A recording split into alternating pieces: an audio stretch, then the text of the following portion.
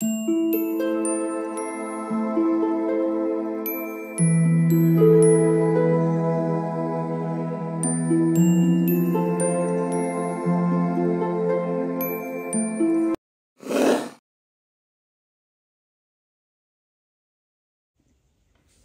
All of you, welcome back to my channel. मैं आज आप लोगों के लिए लेकर आ चुकी हूँ एक कलेक्टिव रीडिंग जिसका टॉपिक रहने वाला है आपके क्रश की नज़र में आप कैसे इंसान हैं। Okay, how does your crush sees you, ऐसा किस नज़र से वो आपको देखते हैं, किस तरह का इंसान आपको समझते हैं,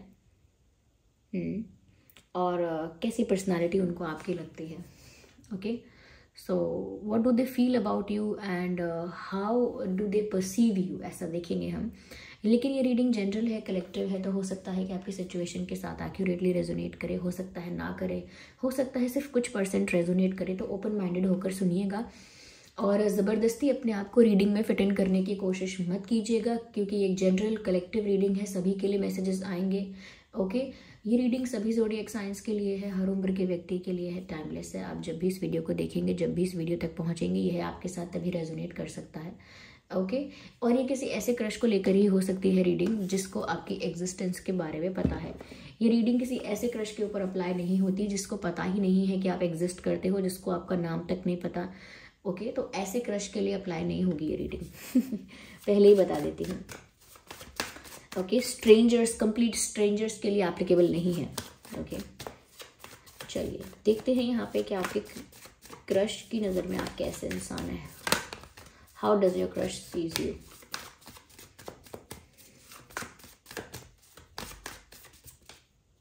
Okay, so here we have the first card. Second, क्या बात है, दोनों ही पेंटिकल्स हैं।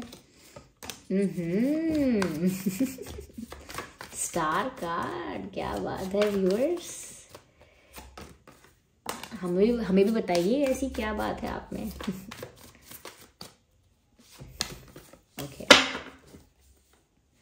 Just a second. Yes. So yes, here we have these cards. यहाँ पर काफ़ी सारे कार्ड्स हैं। 5 of Swords भी है, 10 of Wands भी है, पर स्टार कार्ड भी है, Ace of Pentacles भी है और 6 of Pentacles भी है। Interesting.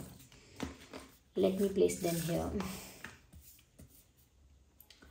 अच्छे से अरेंज करते हैं, फिर बताते हैं। स्टार कार्ड देखकर तो मुझे बहुत खुशी हुई है जबकि कार्ड आपके लिए आया है।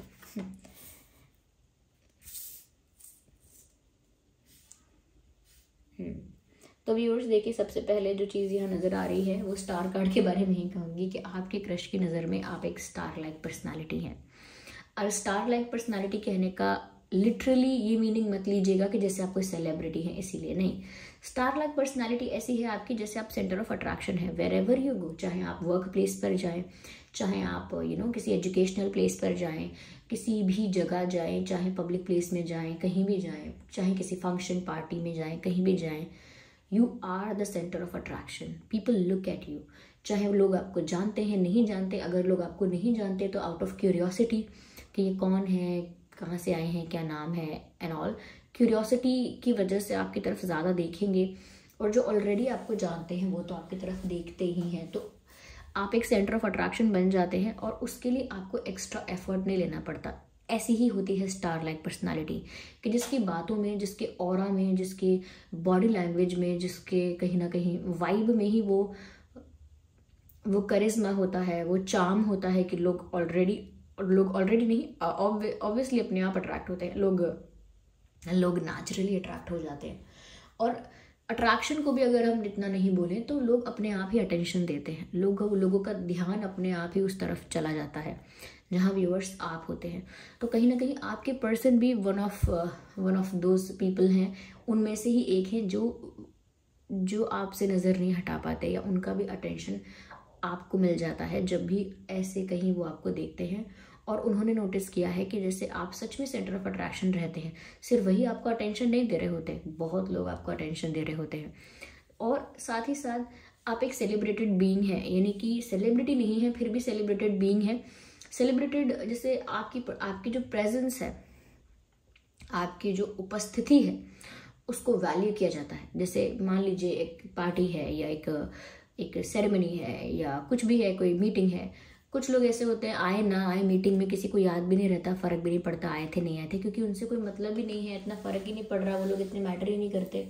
लेकिन सपोज आप वहाँ पहुँचे उस पार्टी में, उस मीटिंग में, उस फंक्शन में, तो आपकी प्रेजेंस की वैल्यू है। लोग आपको बोलेंगे कि रुको थोड़ी देर और रुक कर जाओ, जल्दी मत लौटो, या आप नहीं आएंगे तो लोग आपको 2-3 बार बोलेंगे, थोड़ा सा इंसिस्ट करेंगे कि ज़रूर आओ ज़रूर आओ, और आप आओगे तो आपकी तरफ अटेंशन भी देंगे, ध्यान देंगे आपके ऊपर।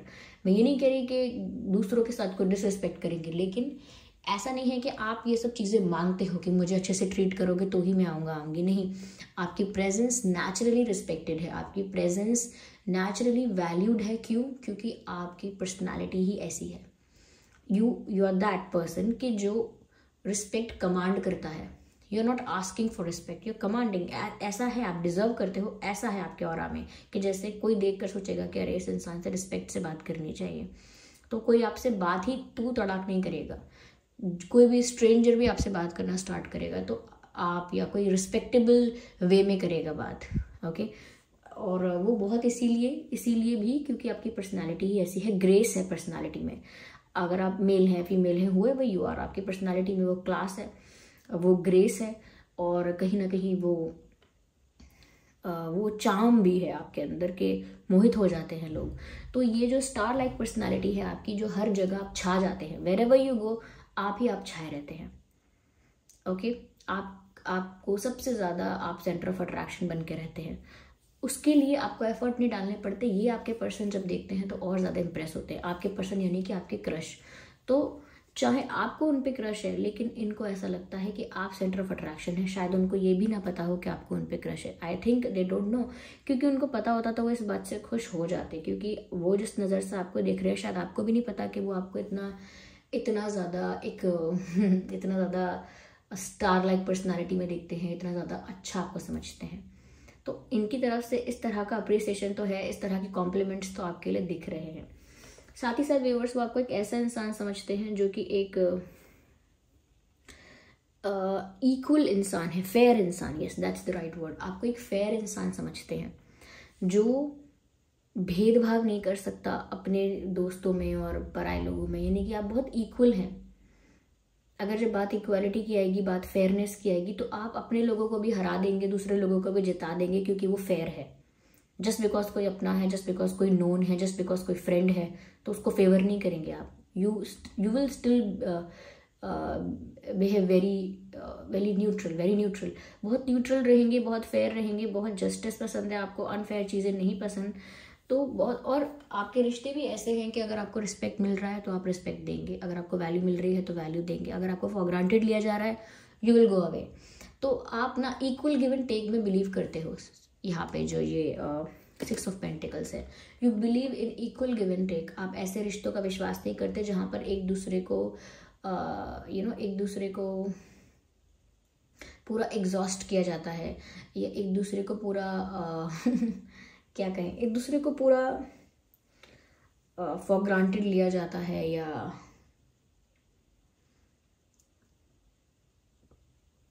खुद को इम्पॉर्टेंट दिखाने के लिए दूसरे इंसान को डिसरिस्पेक्ट किया जाता है। ऐसे कनेक्शंस, ऐसी दोस्ती, ऐसी रिश्तेदारी आपको नहीं पसंद है। तो आप बहुत इक्वल रखते हैं, चाहे दोस्ती है या प्यार है, या एक अगर आपके वर्क एथिक्स भी हैं तो भी ऐसे हैं कि आप इक्वल रिस्पेक्ट डिजर्व करते हैं और इक्वली बिहेव करते हैं। तो ये जो आपका फेयरनेस है, कि आप फेयर हैं, इक्वल, ये सब पसंद है आपको, और ऐसा ही रहना चाहते हैं, ऐसा ही बिहेव भी करते हैं।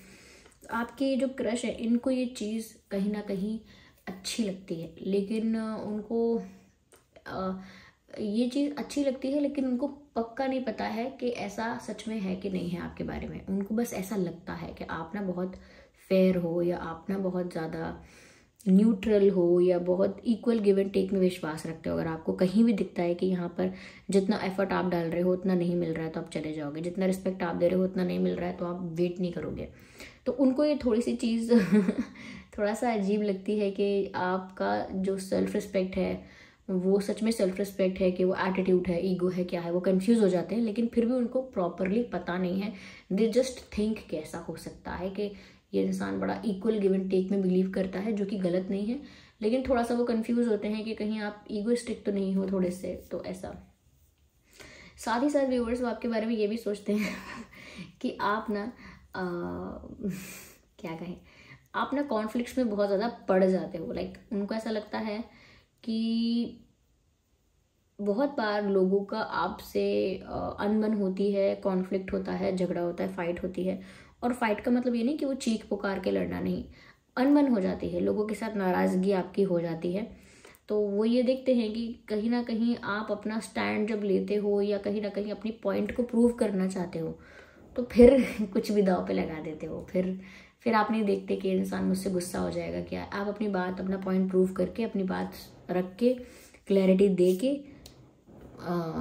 फिर चाहे जो भी हो, तो वो आपको इस नज़र से देखते हैं कि क्योंकि आपको ये फेयर रहना पसंद है, जस्टिस पसंद है, तो इसीलिए आप ना किसी की गलत बात को सहते नहीं हैं। या अगर कोई कुछ आप पर थोपता है या कोई कहीं ना कहीं आपको किसी चीज़ के लिए जज करता है, तो वो सब चीज़ें आप ना टॉलरेट नहीं करते ज़्यादा। आप ना रिप्लाई देते हैं, वो क्या ईंट का जवाब पत्थर से देते हैं।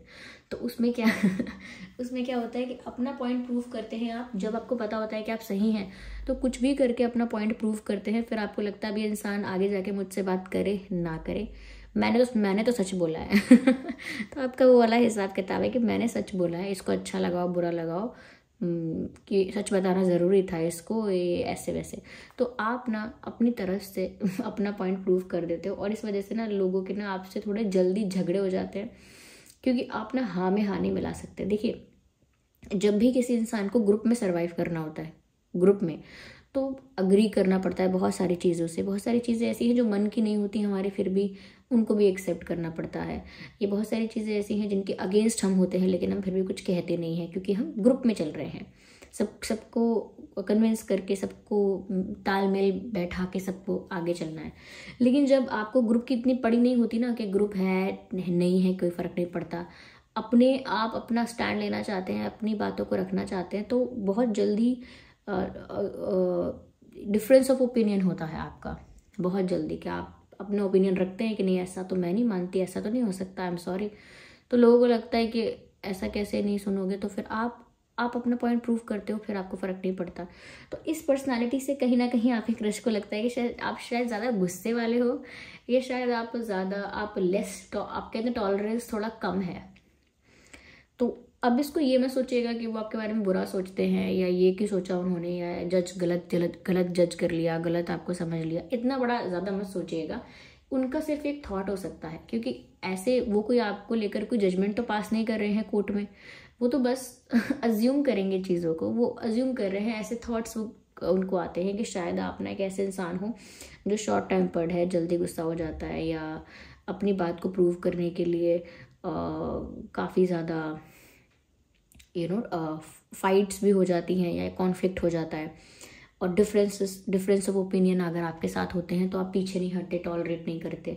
थोड़ा वो ये चीज़ें देख रहे हैं आपके बारे में, और उनको ये भी नज़र आ रहा है दैट यू वॉक अवे।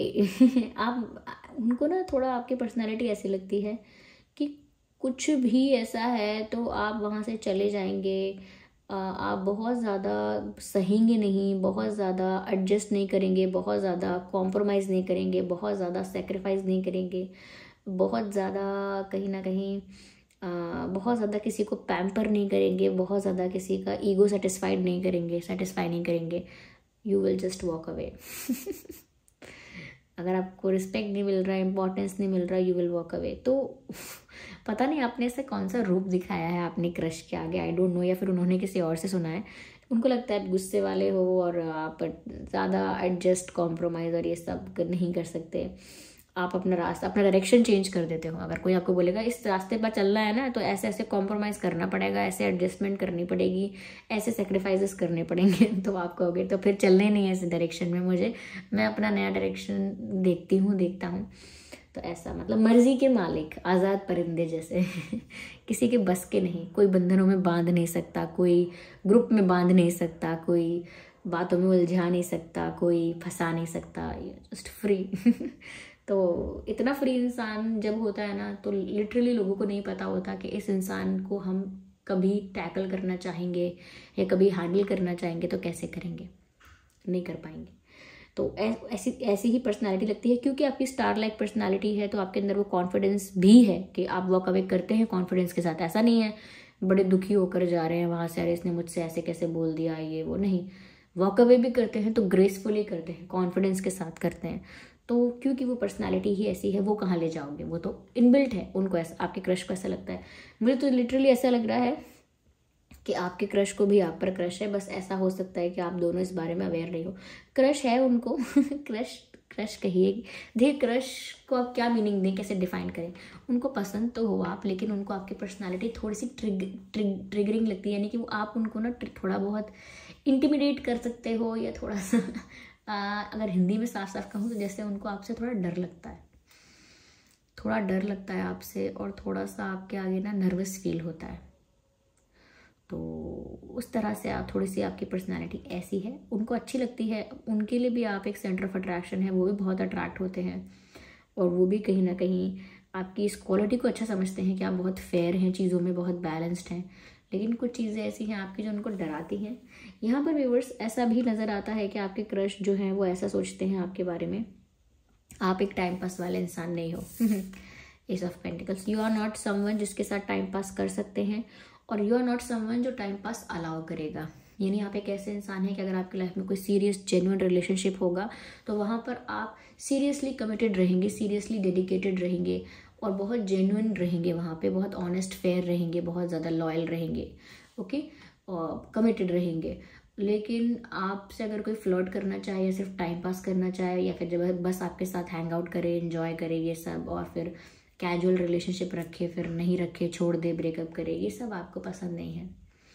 आपको ऐसे रिश्ते पसंद हैं जिसमें कुछ कुछ कुछ क्या कहें, कुछ रिलायबिलिटी हो, ओके, कुछ सॉलिड हो वो रिश्ता। ऐसा आया गया रिश्ता नहीं पसंद आपको, तो आप टाइम पास वाले पर्सन ही नहीं हैं। तो वो ये चीज़, कुछ क्वालिटी भी है जिसको वो बहुत रिस्पेक्ट करते हैं, लेकिन कहीं ना कहीं डर भी लगता है आपसे। ओके, तो ऐसा मुझे तो लगता है कि क्रश को आप पसंद हो। मैं क्रश तो नहीं बोलूँगी कि उन्हें भी क्रश है, इतना तो नहीं बोलूँगी, लेकिन हाँ पसंद हो, लेकिन कुछ चीज़ों में उन्हें आपसे डर लगता है। आई डोंट नो, अगर आपको ये इतनी ही पसंद है तो आई थिंक आपको अपना थोड़ा गुस्सा और ये थोड़ा सा ये वॉक अवे करने वाला जो स्टाइल है, थोड़ा सा आई थिंक एडजस्ट करना होगा। आई डोंट नो, अगर आप चाहते हैं एडजस्ट करना तो ही कीजिए। Okay, so this was the reading कि उनकी नज़र में आप कैसे इंसान है। आई होप ये रीडिंग आपके लिए हेल्पफुल रही है, और सच में अगर आप ऐसे ही हैं तो कमेंट करके बताइए कि आपकी पर्सनालिटी ऐसी ही है या कुछ हद तक ऐसी है। कमेंट करके बताइए, आपका फीडबैक इंपॉर्टेंट है।